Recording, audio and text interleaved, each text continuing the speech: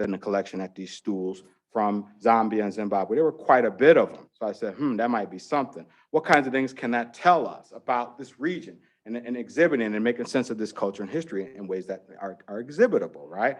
So for instance, one thing, I mean, Great Zimbabwe obviously is probably like our jump off point, right? To get into an understanding of these houses of stone. This is the starting point. All of the subsequent sort of folks who are living in the region, some of them don't even go to the place from some of the research that I've investigated. But those who did, or those who interacted with to some degree, did it there were the Karanga as one group, another one is the Rasvi clan. So they tried to get into this space with this, right? So in that way, very, very interesting kinds of local history that could be investigated. What are the correlations between Great Zimbabwe and these stools? Is there one? I mean, and again, the more investigation of the provenance and other things would be part of how you would draw this out and how you would make sense of exhibiting this kind of a resource, right? But there are other things, once you get into the South Africa space and you start thinking about Zimbabwe and Zambia, and this does project into some of these contemporary questions and problems. But before jumping into that, let me say one other, and that's just about this ship here. And I hope you can make it out. I don't know how good that image looks there, but it's kind of looking down on a ship. Shingawa, it's at the House of Wonders, right?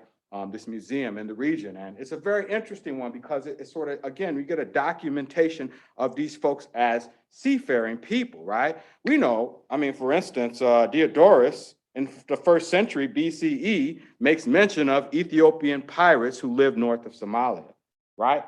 So now they're on boats.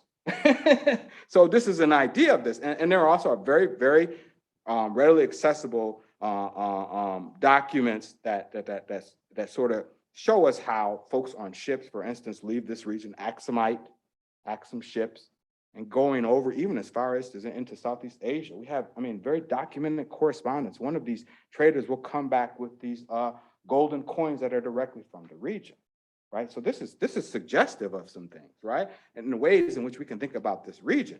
But also too, there's the Colossus of Rhodes, which is there too. So how do we make sense of that as well, right? I mean, we know this legacy, we know Rhodes, and we know even the image itself from the Punch cartoon in 1892 as satire to critique what was sort of happening. But part of this is where community, I think, becomes very, very relevant. So to that end, I'm queuing up, and here's where my technology, you'll see my skills are, oh, this is the first one, so this one's gonna be good. But this is Prexy Nesbitt. I don't know if folks are familiar with who Prexy is, right? In Chicago, when it comes to South Africa and the end of apartheid in the 80s, and the interfacing with local leaders in South Africa and bringing that movement into America, Chicago, but America, I would say, Prexy Nesbitt, right? And even like when King is walking through Cicero, and people are like throwing rocks. I mean, he's one of the guys that's like, he gets out there in front of that thing, that's Prexy. A very humbling guy, if you ever get a chance to meet him, but just, he's one of those sorts of figures that if you were going to sort of say, let's get into this. Let's even in the midst of a very nice exhibition where we investigate maybe some of these sort of connections to culture and history with an object, here's a community person who can come in and talk about context and relevance of the region vis-a-vis colonialism and other things. So I just want to play just a bit of him, and I hope I got this queued up right.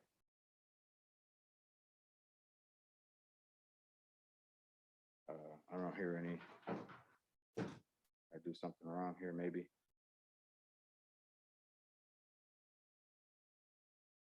You could talk some about this, and then I'd like to play a little bit of this music as well, and maybe we can talk about that also.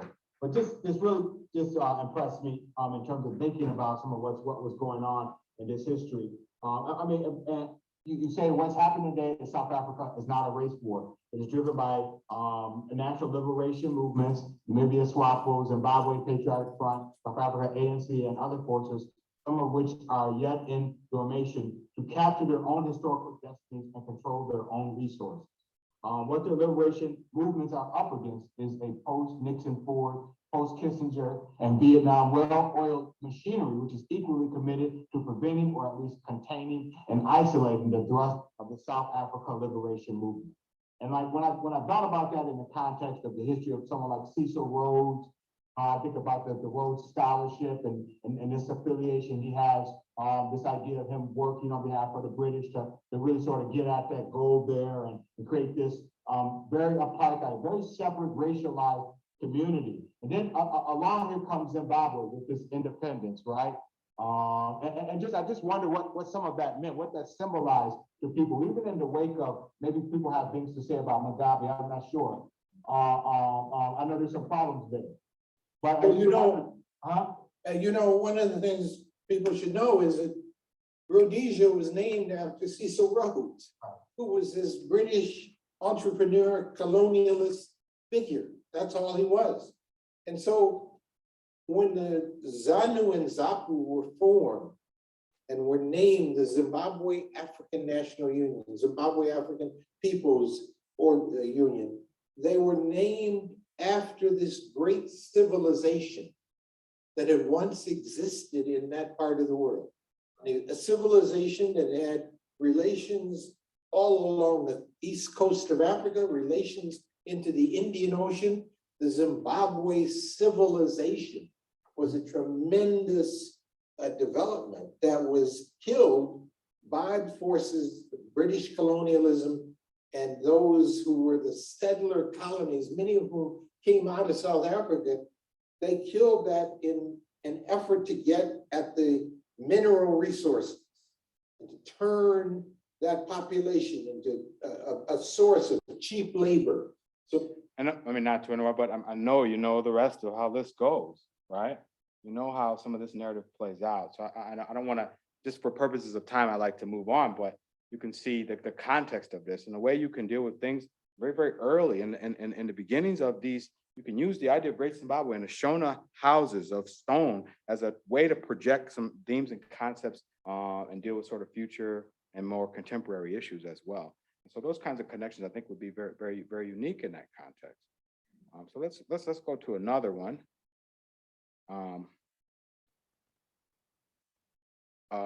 The Kente cloth, right? This one's very interesting to me. As I said, I spent a lot of time in Ghana. This is a place I go quite a bit. So, I mean, I do have some familiarity with the culture. So I was very interested in this piece because I want to sort of look at some of the provenance of this piece as well, right? And a couple of things. I got a clip here of making cloth of a loom. So maybe we'll just take just a quick look at that first. I'm not talking in this one, so some of y'all might be falling to sleep or things, but yeah.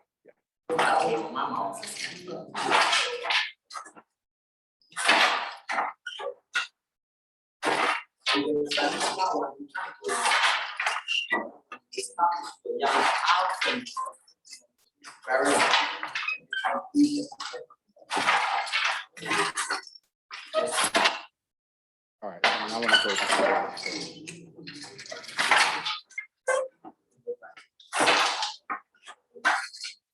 this one. I just want to say this, and like some of this, the idea of this is like, what about this in exhibit space, right? I mean, and they're doing what is called this triple weave thing, right, with the kente, which is a special way to do the thing, right? But it essentially is all the same concept. But I do want to fast forward so you can see the young cats, they're into this too. I mean, it's like a hustle. And you're going to see here because of the speed with which they sort of get after this, right? I hope I got this queued up right. I think I got to move. Okay, here we go. It's right here, right after this guy finishes up. So he's using another form of a loom too, but here we go. I'll just play him out. I won't go right. These are my students. They're asking a lot of questions. They took a tour.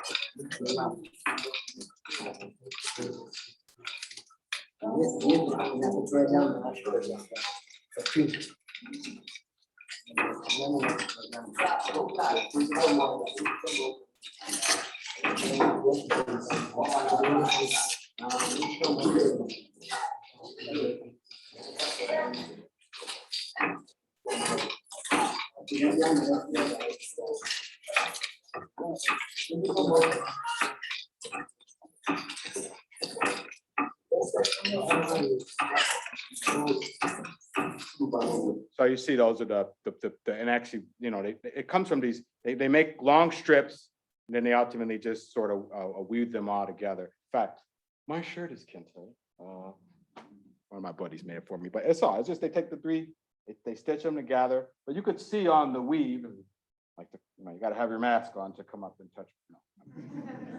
But you could see, if you look close, you could see the weave, and you could actually see even to the little stitch lines there. But that's part of this sort of stuff. But I just thought very interesting, just the way it's being made is something there, And I said, well, what does this mean? Because the kente has real meaning in Ghana, right? I mean, it goes back to early stuff, and this is the chief of the Banwi, and this is the village that we were just filming in. Is Banwi. It's the same name of the village. A chief, the Banwir Hini, who he would be called as the king, Nana Okai Ababio, right? He talks about the Anansi spider, if you've heard of the Anansi tales. And talking about this and how the spider taught two farmers how to actually weave, right? And so that's the sort of spiritual meaning of this first sort of thing. And then that chief will observe that first and recall the genius of it and insist on, at that moment of seeing that pouring libation, and then also too being sort of saying, okay, this is going to be an element of our sort of piece. And the way it plays is it does become a part of the sort of local spirituality and cosmology.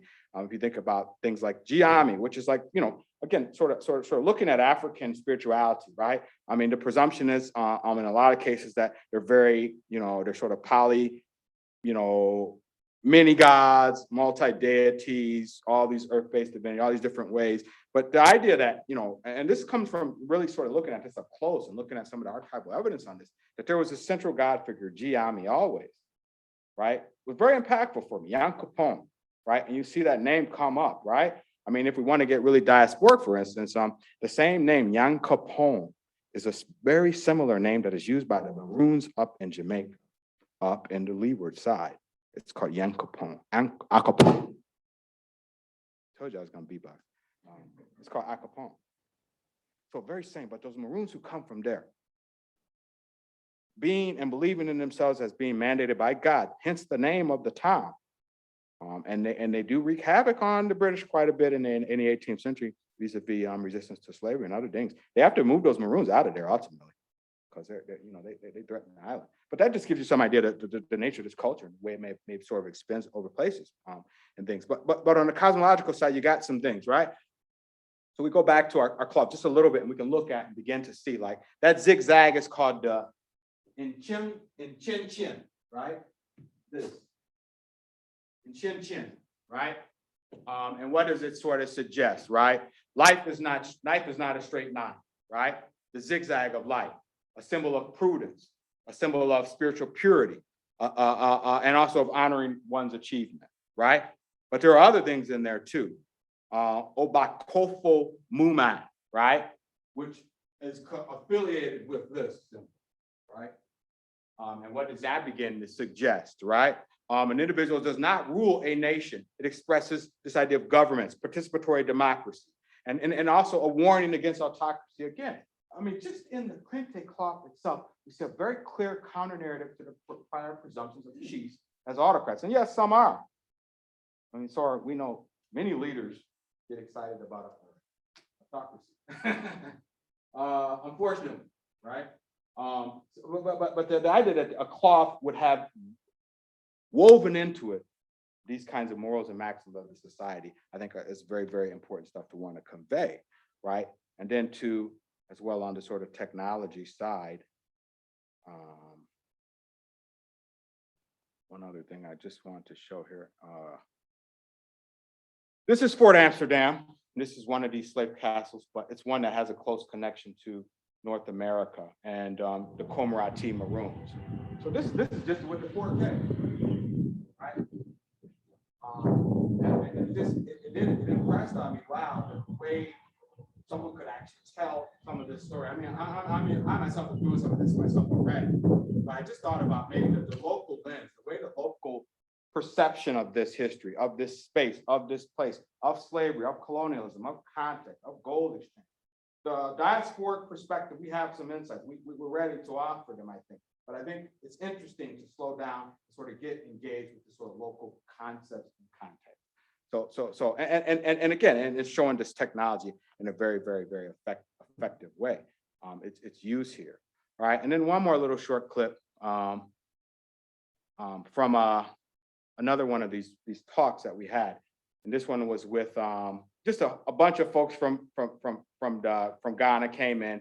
These are archival lives. It's like a series of talks we've been doing them. Myself and a colleague, Rami Gabriel, we kind of organized these talks. We invited different folks in. I'm going to show you one more too with this very cool drummer. But this is one, it's a little chaotic, so I apologize. But I just want you just to see a minute of the gentleman. He's from Chicago. And his discussion, I got the wrong cue on it. His discussion of kente and weaving is a very important one, right? Because he's in the local space and he's doing this whole thing and he's preserving this culture and he does a whole thing. In fact, when I went to Ghana this last time, he was like, Rob, get me this, give me these cloths, give me this cloth. Can you bring all these cloths back? I was like, okay, man. And he said, the people are going to be wearing the stuff you bring back at the Africa Fest. I was like, all right, I'll bring it back. Give me $20, man. But that kind of thing, I thought that was very, very, very cool that I was able to participate in this. But this is a guy, this is his culture. I'm just having a little bit of trouble feeling stuff. Yeah, it jumped. So let me just back up just a bit. Sorry about that. And thank you, Rami, for setting this up. And again, it's just been a great collaboration, working with Collective Impact and other folks. I'm really honored today because I get to be with some people that are from my home, my place of home. And that's Ghana. And so I have some people here who I'm honored to be able to stand with and talk with. And first we have Nana Marco, who is going to talk to us about kente, give us some very good background and history about kente and kente weaving, the history. You see the excellent displays of things here. So we'll get into some of this conversation. And then from there, I'm also honored again to have Abby Mensah, who is just a great, famous musician. He's going to share some organ chords and play a little bit of music for you from Ghana and talk to you a little bit about traditional music as well. And then the man who's helping me to put this all together. Sorry for all this preaching. My man, Sena Alenko. And I'm happy to have him here as well because him and I are going to talk. Maybe he's going to talk a bit of. All right, I'm going to move up. I know my voice is exciting, but all right, sorry about that. I just wanted to hear just a bit of this guy talk about this kente, but I may have. And showing my more forced language. Oh yeah, you didn't hear my bad tree, so that's good. Thank you very much, Ram. Thank you for the opportunity to be here to showcase the rich culture of Ghana, especially the Kente group. The Kente group was built by in the 17th century AD by the Ashanti people, and it has its roots in a long tradition of weaving in Africa, dating back to about 3,000 BC. The origin of kente is linked to the folktale that has it that two friends, Otakrahan and Kweku Abiya, they were from Bowring and they went to the forest to hunt for food or animals. And when they went there, they saw a spider weaving. So they observed how the spider was weaving this way, and they came home and used the fiber, the palm tree fiber, to make something in the form of what? The weaving that the spider was doing. And it came out to be like something like a basket, weaving a basket. And in tea, a basket is called kenten. So now you are learning tea still. Yo. Basket is called kenten. Kenten.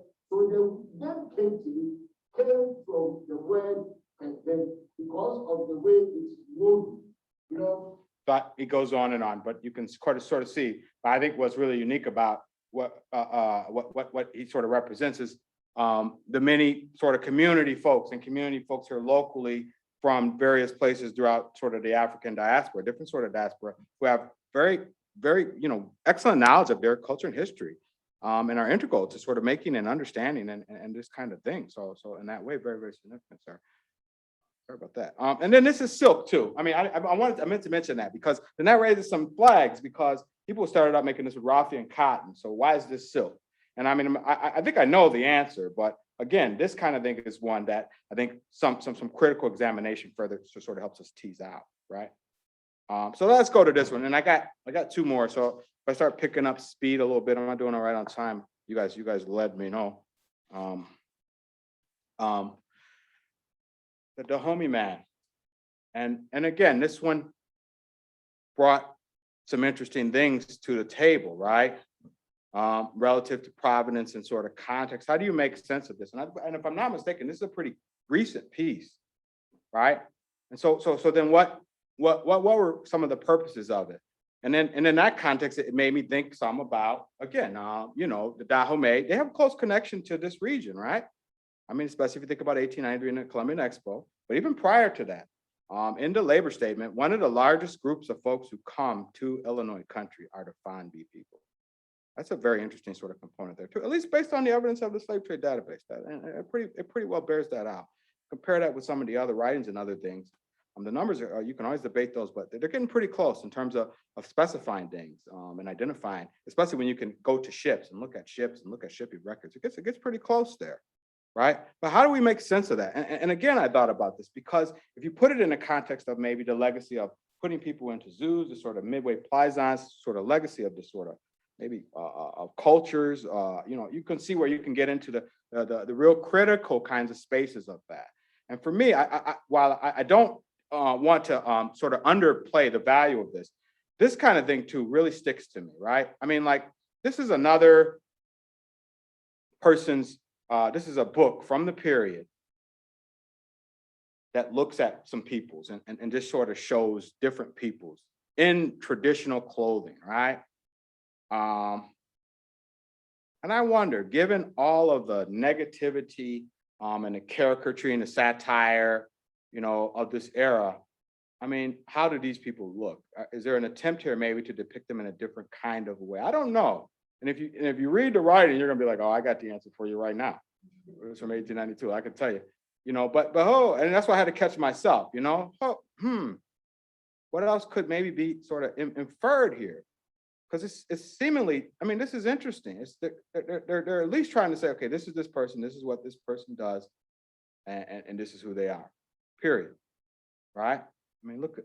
I mean, and we read the account, you're gonna get angry. I promise you, don't read it too hard. But they do talk about the Sudan, and they do call it the land of the blacks. It is Balad al Sudan. So that part's to some of the other stuff. But they get into as well local history. They talk about if you know about General Gordon and Khartoum and that last little bit. Who's a famous actor who plays him in the film, Charlton Heston, right? And it's the play out of the Anglo-Sudanese sort of tension that will erupt around this notion of a Mandi, a God-sent person who's to lead his people to independence. But Gordon doesn't go. The British tell him he has to go. Some of y'all know the story, but he gets assassinated, and that becomes a sort of transformative moment there. But they make mention of that some just a little bit here. So for me, that's interesting. It's like, I mean, they're trying to get us stuff. No, it's problematic. Don't get it wrong. But what might this tell us about where people were maybe hoped to go? And maybe we are spinning this in a more positive way because we could be a bit more critical, sure. But I mean, that jumped out to me when I first, I mean, that's the very first thing that came to my mind when I saw this. What were those kinds of things? How might this work, right? But then, yeah, provenance and context is particularly relevant, right?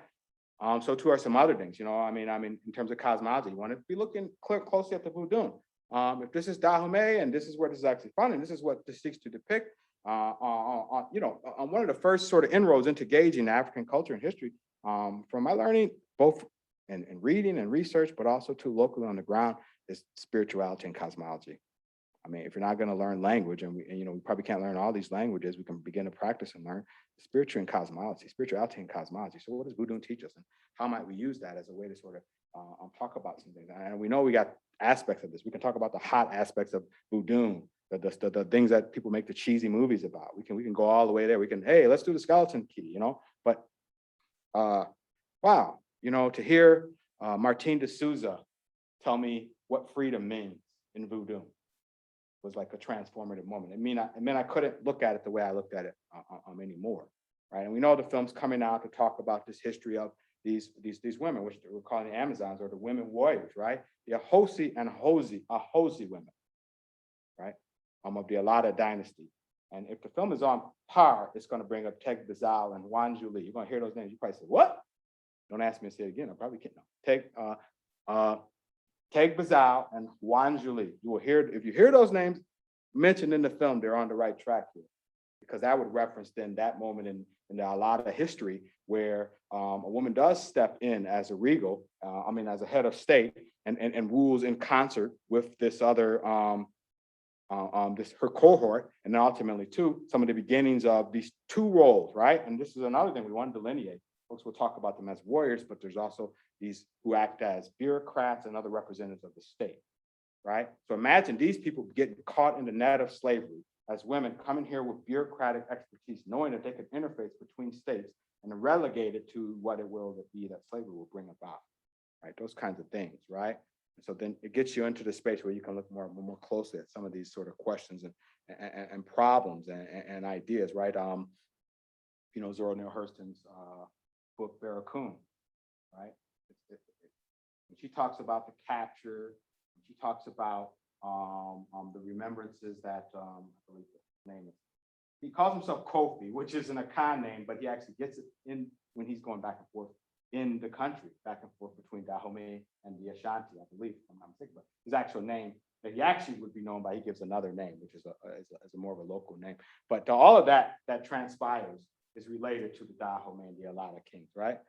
True St. Lo overture, like one of the pictures I meant to put up here was this when I was doing my dissertation, I was very interested in the fact that in Isaac Le Overture's biography, the first couple sentences he writes, his father is a descendant of Gahau Ganau and the nation of Arada. And I was like, Arada, Alada, and the connection sort of lined up very nicely. And so I'm in Benin for a couple of months. I'm spending there, and I'm asking people, hey, I'm trying to find out if True St. Overture's family, what kind of research can I do to sort of follow up on this? And I wish I should have put the picture up here. They took me to a statue. And I was like, oh, okay, I got it. It's good to see the statue. And it says like son, indigenous son of Alada, Fils Indigene Alada in the French. But what am I couldn't defend on that. I was looking at material. But that was just a real sort of lesson too, in terms of saying like, making sure you're getting accurate evidence, making sure you're getting out and capturing as much as possible when you're thinking about how you're sort of making sense of peoples and cultures and other things. So, and there's more here too as well. I could delve into to some, but just for purposes of time, let me just get these other couple in here very quickly. This one's probably pretty recognizable to folks, I would hope. Very famous in Kisi and Kundi. And certainly it gets into some connections with local culture and spirituality. And one for me that really stands out is the Yoa cross, right? Which I'll just maybe sort of jump into that one right away. Because there's, wow, the Kingdom of the Congo and, Alfonso I. Some folks may be familiar with his writings when he corresponds with the king of, I want to say Portugal. And complains about the captures of people are stealing my people, right? He's making this critique. But if you know how Alfonso comes to the throne, he should never have been surprised. He killed some of his own relatives and basically sort of steals the throne. So it's just an incredible story.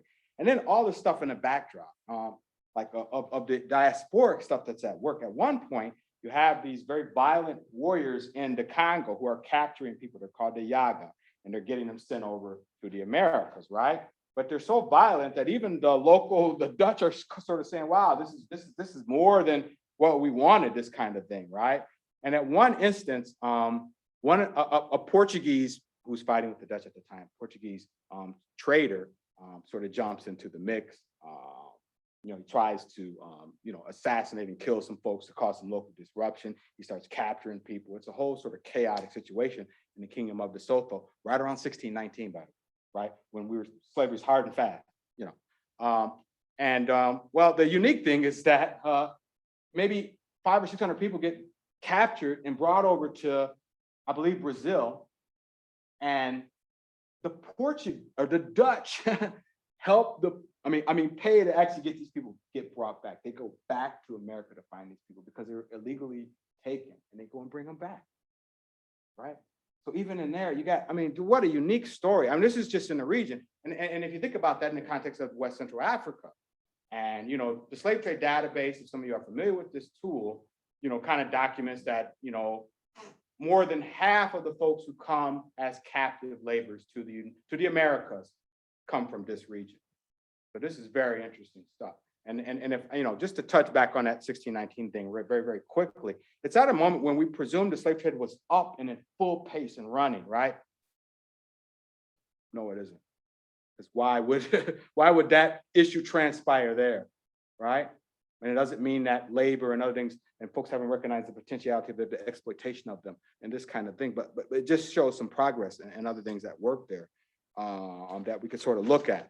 But the one that, you know, always excites me is, well, let me, you know, I'm not a great singer. I like the blues though a little bit. Some of you guys know about Robert Johnson, right? I went to the crossroad and fell on my knees. Asked the Lord above, have mercy, save poor Bob, if you please. Stand at the crossroads. I tried to, see, I told you I can't talk. I tried to flag a ride, stand at the crossroad. I tried to flag a ride. Didn't nobody see me. Everybody passed me by. And you know, we've always put it in that false, he made a deal with the devil kind of a story. But as I start playing and looking at the Yowa cross, which is an element of the Bakongo culture. And again, one of the largest groups in the Southeast that come into the Southeast portion of the United States comes from this region. Right now, these are parallels. Huh? I don't want to make the case of linear connectivity. I mean, I like that term discontinuity, which is sort of some things connect, some things do not, right? And there's no fast set of disciplinary approaches that we can sort of set that. It takes its way, you know. But this Yoa cross stuck out to me because what does it do? No, it's not the cross of the Christian cross. It is literally a crossroad. It's a spiritual crossroad. Everybody who comes in there, you're supposed to move in and around that space. And I said, this might be sort of pushing at something that we may have missed, right? I mean, or at least something that we may want to consider alongside the sort of false narrative. So that are some of the things that sort of stuck out to me. And the way this links back to, obviously, to the in Kondi is vis-a-vis this sort of cosmological connectivity, right? What role did the Nkisi play within the sort of Bakongo spiritual system, right? Those kinds of things, right?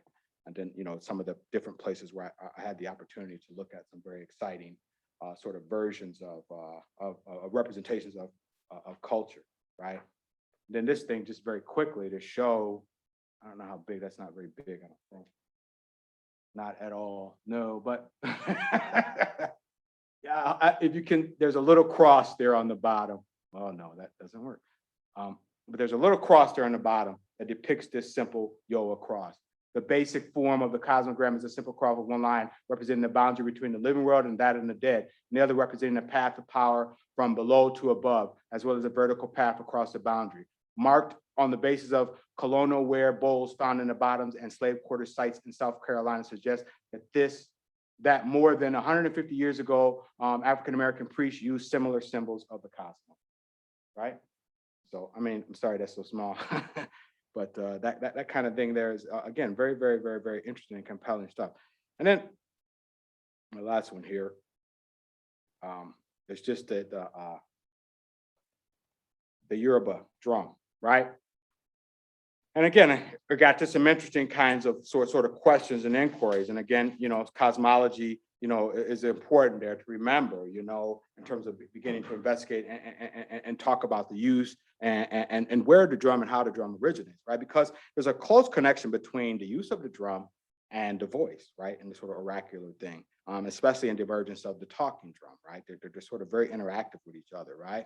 Called the undondo, or the dona, and it has different names also, and depending on the culture, djembe, talking drum, which comes from djembe, everyone gathered together, right?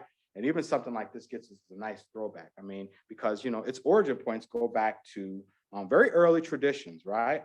So we want to begin investigating. There are ways we can make some connections, right? If we're going to talk about the Yoruba and talk about these sort of early things, we're right in the spot where Nook, very early cultural kinds of questions and depictions could be relevant, right? But if you move up even a little bit further, Balad al-Sudan, the Sudanic states, right? Ghana, the Mali, Songhia, right? The Western Sudanic states, I should say, interlinked with the origin of this drum, right?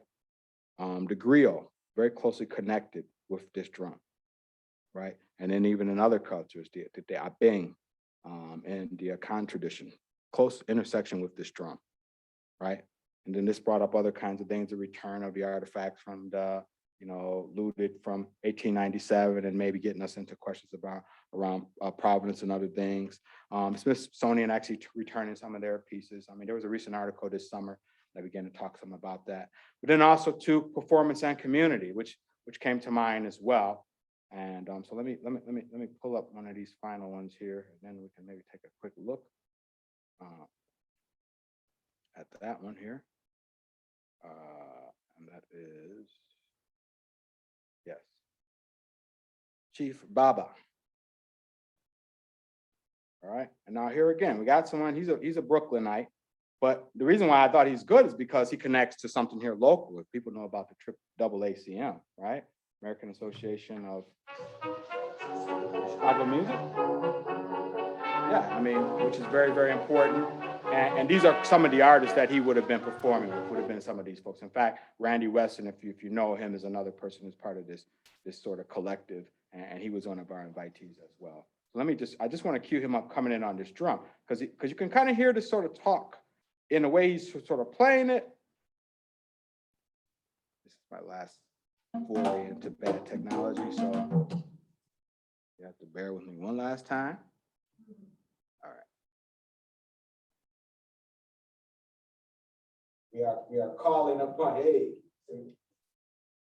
Greetings, good evening. Good evening. How's sir. everybody doing? Awesome. Great. Before I get started, I just wanted to pull this up.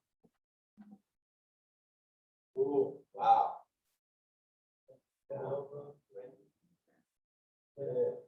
How old is that? What's the date on that? That's a CBMR publication here. Cool. Yeah. 2011. Okay, 2011. Okay. Let me get to some drumming.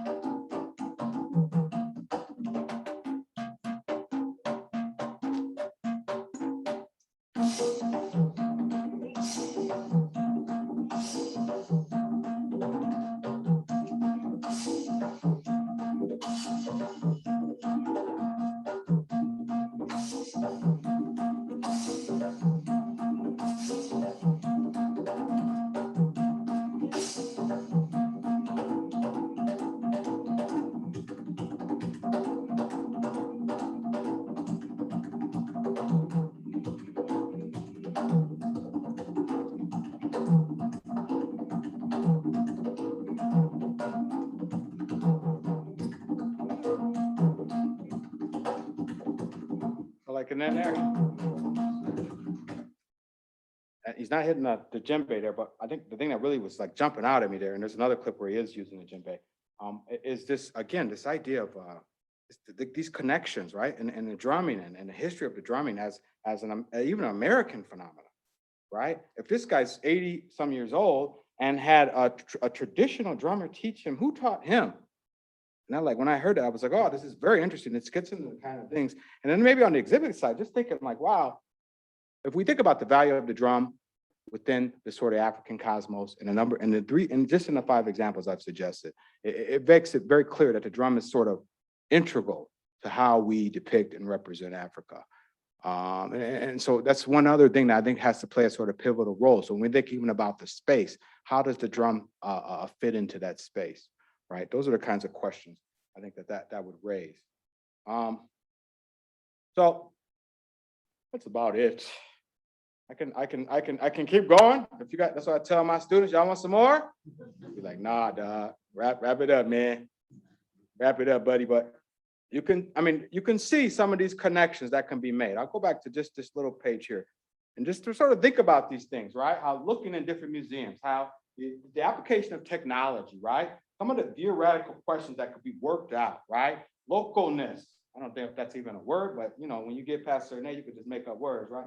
That's it. But localness, locality. I didn't locality. I didn't think that was right. But the localness, because people here who are Nigerian, people here who are Ghanaian, who are Senegalese, who could teach us, you know, like my good friend Haj Gaye, he was a famous designer. He had the Maison, the House de Maison. Can't say it right. Haj, the house of, you know, his home of fashion, right? It was right next to the city club there, right? And he went to great lengths to talk about connections between antiquated versions of tailoring and how it informs the way he does high-end clothing. He's doing very high-end clothing for folks. But like that kind of person to come in and help us sort of show oh, this is fashion, this is high-end fashion, but this is also comes from this early sort of Senegalese tradition of these things. It's exciting stuff, you know, but it gets us into thinking about the ways we can take advantage of and use space and objects and bring the diaspora discussion in and then these kinds of things. So that's it.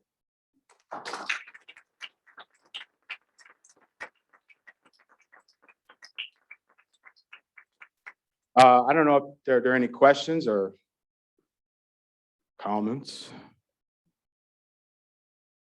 No one? Bueller? Well, please. Thank you. You mentioned your friend from Ghana who felt that visitors shouldn't see slaves. Like, I'm not sure I understood that. I mean, can you speak for your friend? Did you feel it was painful? Some things shouldn't be. He kind of said to me, like, you know, how often do people visit sites of, you know, Holocaust or violence? And I mean, people make an intentional process. If, you know, when I was little, my dad went to Germany to go see those places, right? But that was intentional. He didn't say, I'm going a tour. I'm going to get connected with my culture and my homeland. And then the first thing I'm gonna do is, see, there's a and it doesn't mean that it's not valid. It just means the way, I think, is part of it too. But oftentimes, in the way I've seen it, it becomes sort of just a bookend in a tour. And there's not much that's being taken away. And frankly, I mean, and folks may not like this, but you know, a lot of the celebrities and the status that has come with the sort of exploration of Africa is problematic, right? Everybody goes to Cape Coast and Elmina, but like, again, Komaraty sitting right there. Komaraty is the one that has the most impact relative to the United States and let's say the Anglophone Atlantic or Anglo-Atlantic, right? But I don't see anybody in there. So that kind of thing, and that maybe is suggestive about maybe folks steering people to certain places vis-a-vis tourism and other kinds of things, which you know, those are the sort of concerns, you know. And I don't know if anyone's ever seen that film Sankofa, right? If you do, just Google it. But there's a guy who plays in there. He's a former jazz guy, Guy Warren, Ganaba. He's the drummer, and he gets to talking about the context of this, and that sort of influenced me, helped me sort of shape that out some too. I could sort of see that, hey, I mean, there's got to be some intentionality of this, right? So if you're going to go, just be intentional about it. I think is maybe what I would sort of add. Thank you. Yes, please. So I know that when focusing on the native truth movement,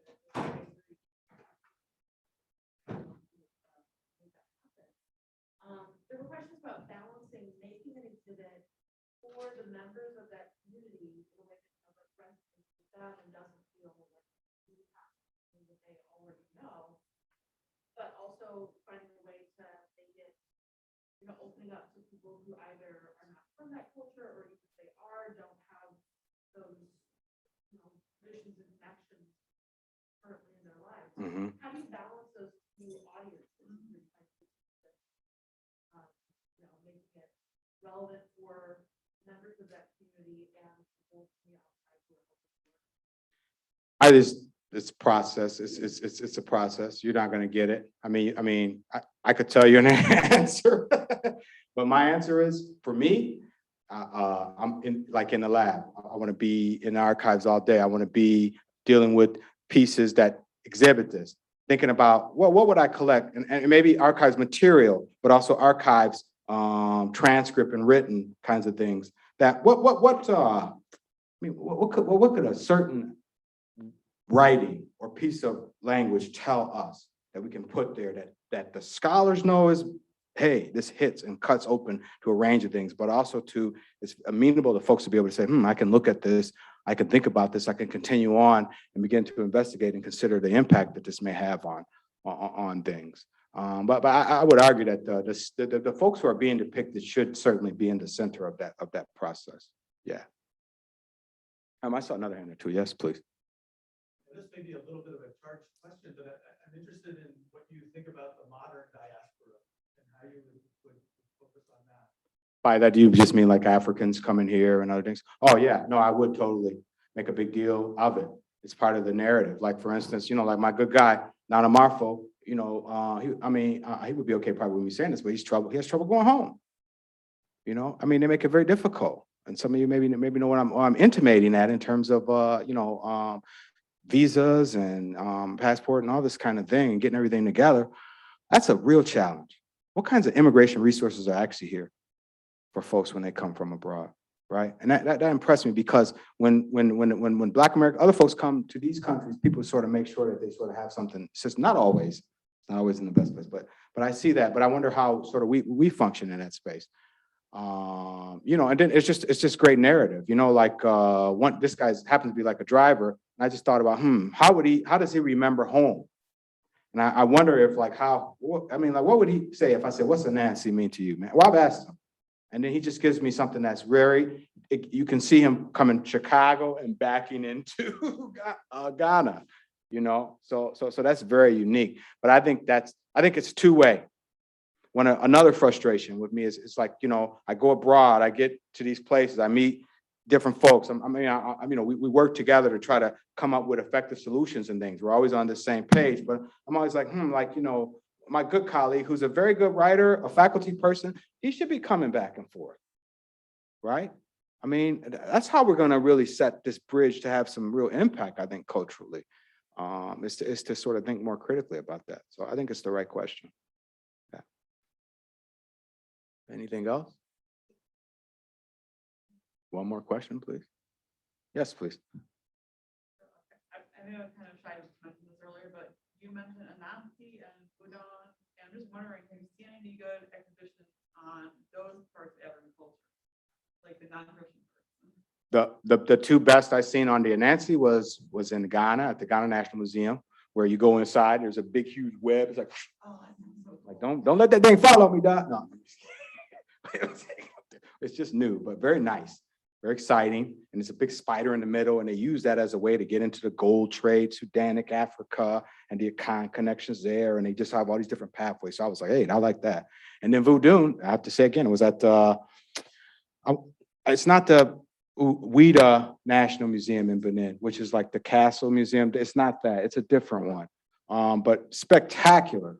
Just blew me away. And I think part of it too, there's something called the Sacred Forest. I don't know if anyone's been in Benin or Abomey or Cotonou or Ouida, but there's a sacred forest, and so they have all these, different gods and things. And then there's the god of the Legba deity, which it's a very strange looking deity, and sort of like seeing that and going through all this space and dealing with that, going to the Museum of Pythons, and seeing that, and then coming to this Voodoo exhibit, I was like, oh, okay, I could see it now, And even more, like, I'll tell you, I'm a PK.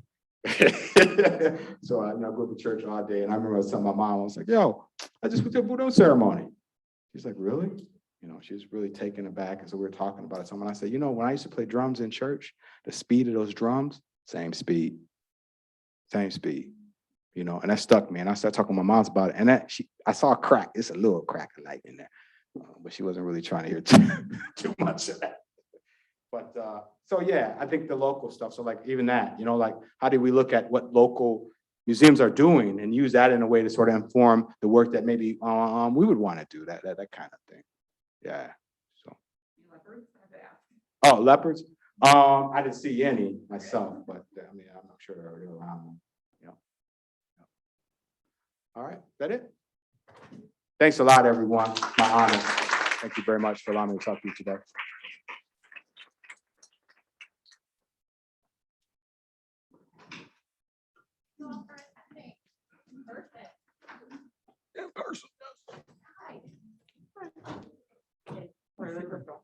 Oh, hi.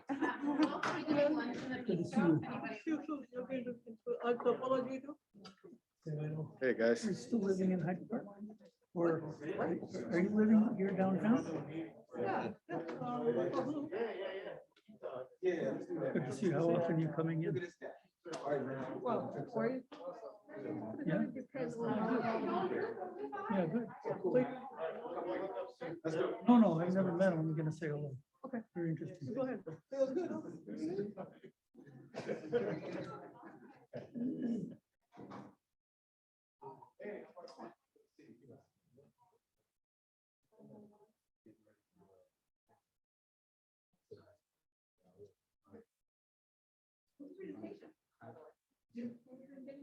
Oh, thank you.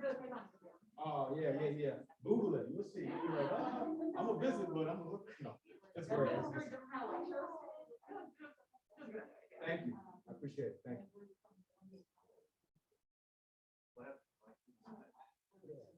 That's amazing. My students love it. Some of the stuff we first course my trees. I feel like an interest. So, because it's important for folks to know. Even in the black and white.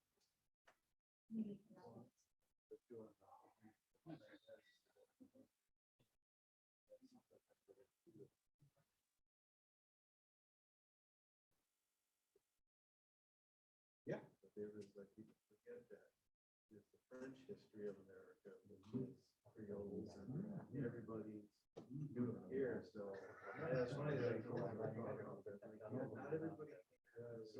Right. People live in and some of them are like free people. Free people. So you see that. Yeah. You see that. English, right? It's like, see that, you're like, okay, no wonder. Yeah. So that exhibits.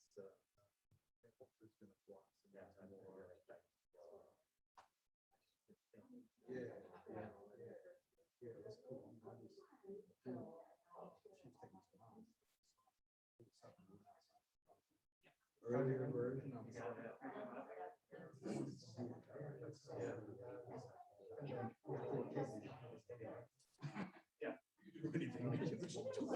yeah. But you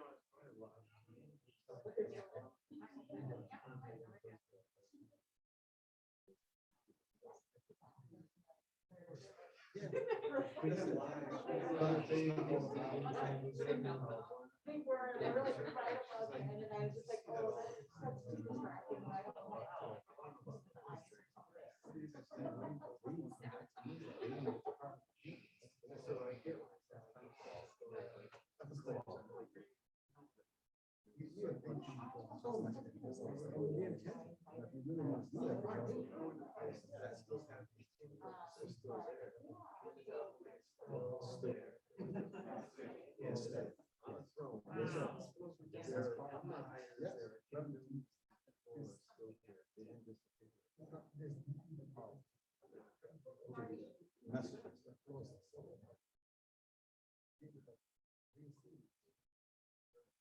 You too, man. It's not bad, right? I don't really do that very well. Yeah, it's like, thank you.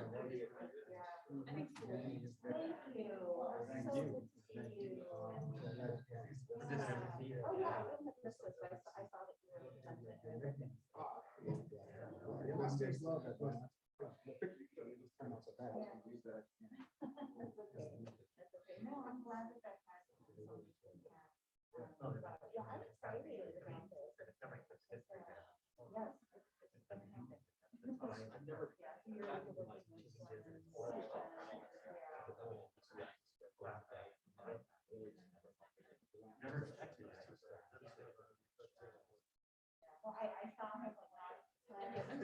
We were talking.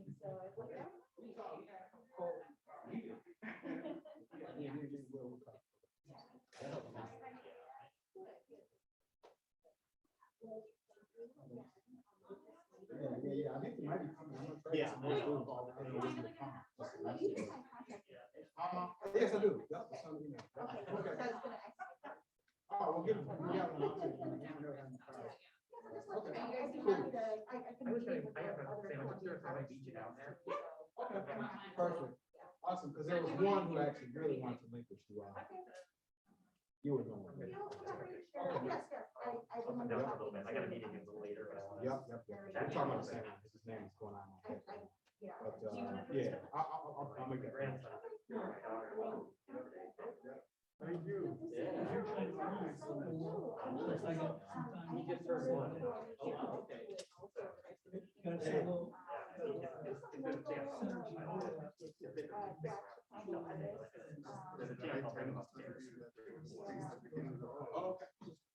Okay, so you know, it's great. Yeah.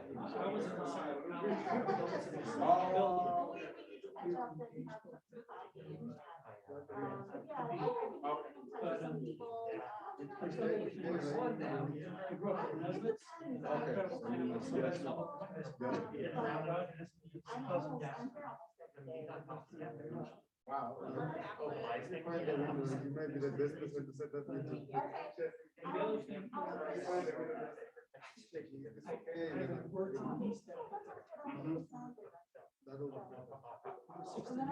Wow. Made my first trip to Webster in February.